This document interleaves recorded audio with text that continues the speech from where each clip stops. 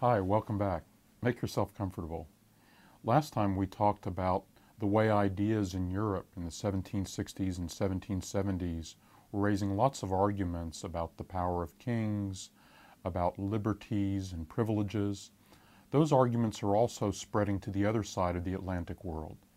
Today we're going to talk about some things happening in British North America. All of you know a little bit probably about what happened in the American Revolution. It starts with some violent skirmishes west of Boston, Massachusetts in 1775. But as we talked about earlier, let's go past the what happened very quickly to the why.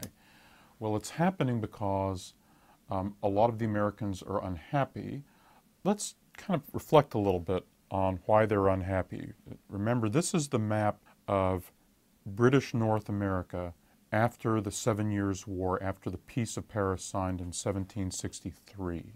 Just a reminder, look at the position of British North America, these enormous claims that the British have. Britain now claims all of this. And then these particular 13 colonies are in this area in the dark pink. If you focus in on those 13 colonies, this is a map of the colonial economy, but where it's really valuable to me is it just shows you how thinly populated these places are. This is a pretty good expression of where the people are living along the coast, and they're really all looking outward. You see, they very much feel that they're part of an Atlantic world. They're facing the Atlantic. That's where they're sending their goods, and that's where they're receiving their goods. So as they face the Atlantic world, they feel like they're part of Greater Britain. They are concerned that they have the rights of Englishmen. And in fact, about a third of the population of sort of Greater Britain would include the population of the people living in British North America. When they think about the rights of Englishmen, they're not thinking about rights that are kind of set down in some sort of Bill of Rights. There's not like a formal written document. They're thinking about liberties and privileges handed down by custom and tradition, especially the great arguments that had convulsed England during the Civil War of the 1600s and the Glorious Revolution of the 1680s. We don't need to go into all the detail of that. The point is, they feel like they have a lot of customary rights and traditions, mainly to have the king's power balanced by the power of Parliament. That is, this idea of the intermediary that we've talked about before, so that royal power just simply isn't unchecked. But who's the intermediary if you're living in these colonies in this part of British North America? You don't feel like the London Parliament is taking care of your rights. Instead, you look to the councils and assemblies that you have in each of these particular colonies. You look to them as the people who are supposed to be consulted by royal representatives and balance the untrammeled exertion of royal power. So when the king starts levying taxes to build up the revenue for his fiscal military state, the colonists aren't objecting because their tax burdens are so high. In fact, they're not paying as much taxes as people living in England are paying. Of course, they don't want to pay taxes, but they partly are objecting to the fact that where is the authority that's taxing them? Who are the citizens here? It seems like the king can just levy taxes and he just bypasses their little colonial assemblies as if they were of no importance whatsoever. Who is their intermediaries? They don't have any. So all through the 1760s, they're arguing about this. The king imposes some taxes, he repeals the taxes. He imposes some new taxes. So here's an illustration, a contemporary illustration of what's famously known as the Boston Tea Party. This is an episode in 1770 in which some men of Boston dressed up as Indians and boarded a vessel bringing boxes of tea to Boston and threw it into the ocean because they wouldn't pay the tax on it. Of course, not only are they objecting to the tax they're being forced to pay, in which they felt they had no voice at all, they're also objecting too a little bit to the British monopoly of trade that's forcing them to buy tea only from the East India Company at the East India Company's price. And of course, some of these men of Boston constantly engage in private smuggling to get around these government-imposed monopolies. So when you read in all these documents written by the colonials in the 1770s about their objections to tyranny, what they mean by tyranny is no check on royal power. Understand, their colonial assemblies are not what we would call democratic. They're kind of sort of elected. They have just different procedures that are designed to ensure that the assemblies are made up of, some selection of the notable white men of the colony. Men of property, men who should be looking out for the interests of their colony. Parliament in England is not much better. It wouldn't pass any kind of muster for what we would consider a representative institution of the people. Their notion is that these intermediaries represent the good and the great of their local colony, who are supposed to look out for the rights and privileges of propertied men, and of course these propertied men claim to speak on behalf of the people. But increasingly, they're also infected by these ideas that, you know what, really, the sources of authority come from us. That the king rules over us through some sort of social contract, an idea that they, like many others, are picking up from language written by Jean-Jacques Rousseau, in which the ruler does certain things for you, and in return to that, you're bestowing the right to rule upon the ruler. You're giving him authority. So when the ruler just levies taxes on you, stations troops in your home, and there's just no process of consultation with any intermediary body at all, they're beginning to call that tyranny in the way they're thinking about liberty and privileges being stomped upon by the king. The remarkable thing when the revolution breaks out in 1775 is that the colonies have already formed a common cause. Not all the colonies. British Canada, recently freed from French rule, remains stoutly loyal to the crown. All the British West Indies, relying on British soldiers to keep the slaves from revolting, for one thing, all remain loyal to the crown. They're dominated by the crown's trade monopolies. It's these particular colonies in British North America, not including Canada, that form common cause. Rather than rely on a bunch of different colonial assemblies and councils, they even create a new intermediary body of their own. And they'll call this intermediary body a Continental Congress. This Congress isn't elected in the way we would think about electing Congress today. Its representatives are simply chosen by the colonial assemblies, and the members of those assemblies are selected in a variety of ways designed to represent the propertied men of the colony. The point is the colonies see that they have common cause. They bind themselves together in order to stand up for the rights of Englishmen. And in 1776, these colonies will declare themselves to be independent of the crown. By the way, they don't call themselves yet a United States of America. They simply call themselves a group of states, really, that are confederated together for the purpose of winning their independence. The course of the Revolutionary War that follows can be pretty easily summarized. The British have a big advantage. They have the Navy. Using their Navy, they can control the Atlantic seacoast. They can land their forces almost wherever they want to. The disadvantage they have is they can land their forces and try to chase the American revolutionary leaders, capture them, knock them out. But if they can't knock them out, it's hard for them to occupy large land areas for any significant period of time. And that kind of defines the course of the war. So the aroused colonists besiege the British in Boston, they leave.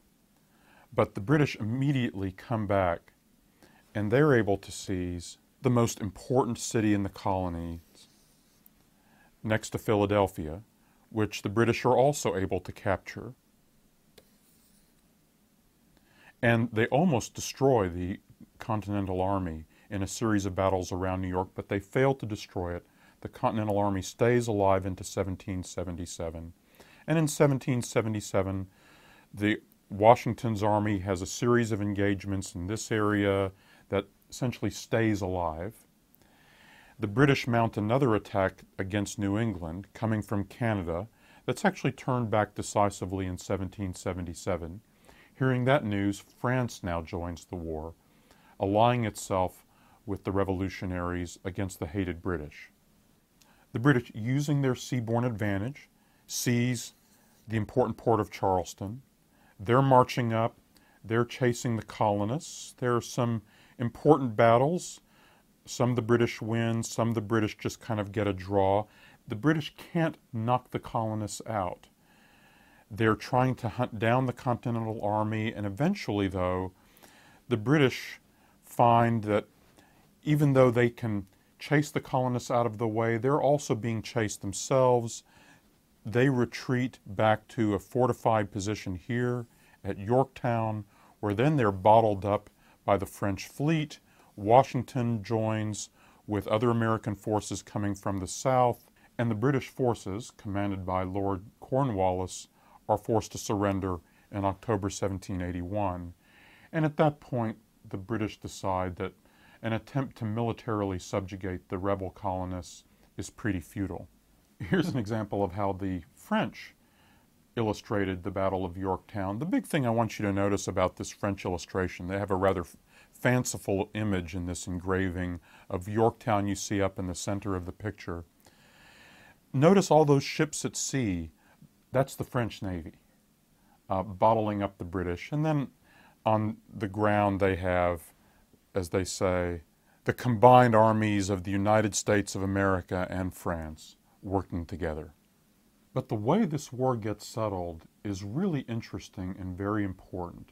The Americans get amazingly good peace terms that are struck in 1782 and finally signed, another treaty signed in Paris in 1783. Just take a look again at the map. At the end of the war, yeah, the Americans have stayed alive, but the British still control New York. The British can still control harbors. There's tremendous tension between the different colonies as to what the terms for peace should be. The southern colonies holding out for some terms, the northern colonies holding out for others. Some of the colonies would like to make peace, others would like to continue the war. In 1782, a ministry takes charge in London that actually thinks the British will be stronger for their world war against the French, the resumption of world war, if they can make common cause with their former countrymen.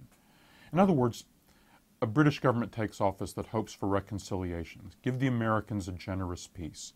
And their notion of a generous peace is to go ahead and cut a deal with the Americans in which, rather than trying to hold out and divide the colonies and drive a hard bargain, they say, if you'll grant peace, we'll more or less give you borders that will let you have all of this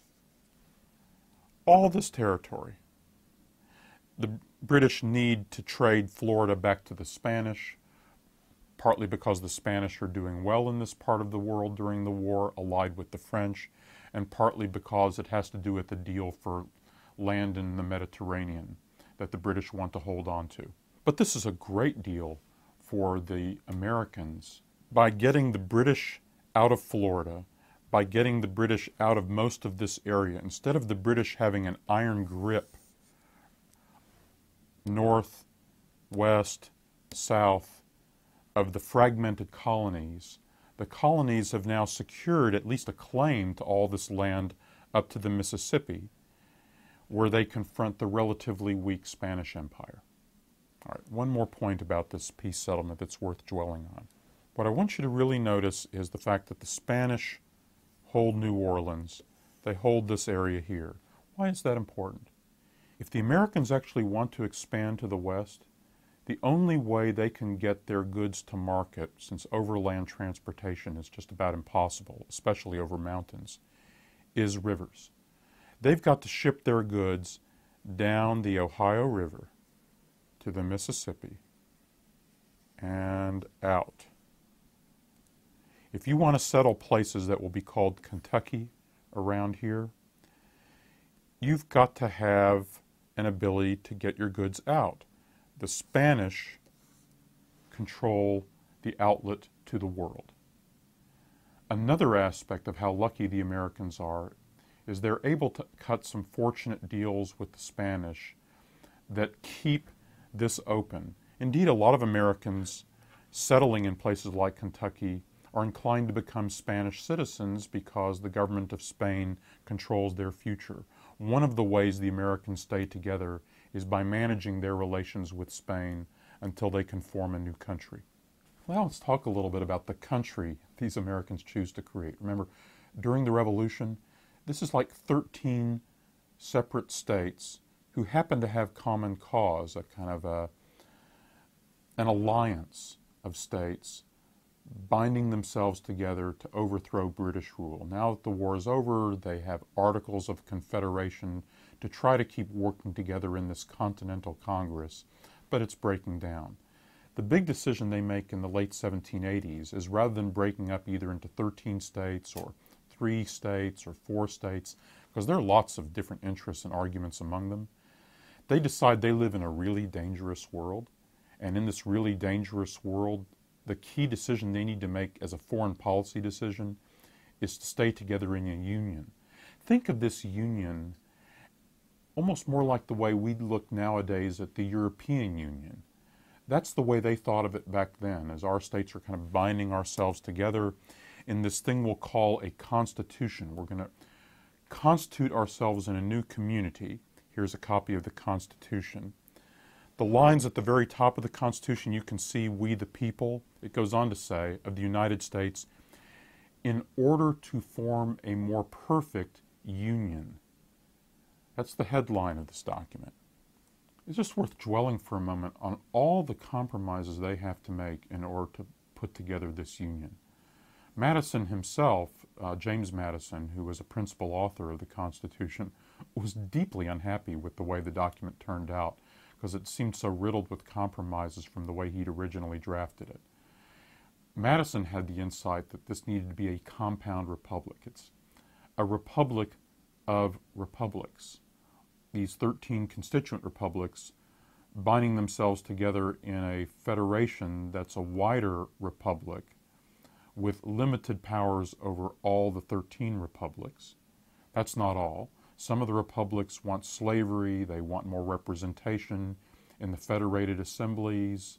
That's a huge source of controversy. They come up with an unsatisfactory compromise on that, in which the slaves get to count as 3/5 of a person for purposes of determining representation, but of course the slaves don't vote, and so on. So riddled with compromises in order to hold together this union. That's the most important thing to them. We want to stay together for common strength. There is another really interesting set of compromises they make, even in the way they set up their federation. Rather than try to get the federated government to speak with one voice, instead they assume it's going to represent a lot of different interests, so they create one body of the Congress that is meant to represent, in a way, the upper classes, be a source of stability, its members chosen by the various Republican assemblies of the constituent republics. And then there's another part of the Congress that will be directly elected, of course, by men of property. And then there's yet another branch, which is the president, this citizen sovereign that they've created, and all these different powers are separated. They expect there to be constant arguments, and they've divided powers so that no one power can be dominant. In other words, they've specifically decided that they don't want to speak with one voice, that they're going to divide up the powers of government so that this federation can never turn into another one of these hated tyrannies. That's just a really interesting philosophical concept on how to set up a democratic republic. It turns out to be an enormously powerful set of ideas. That's enough for now. Our next talk, I'm going to dive a little more into some of those really powerful ideas, words like liberty and common sense. See you then.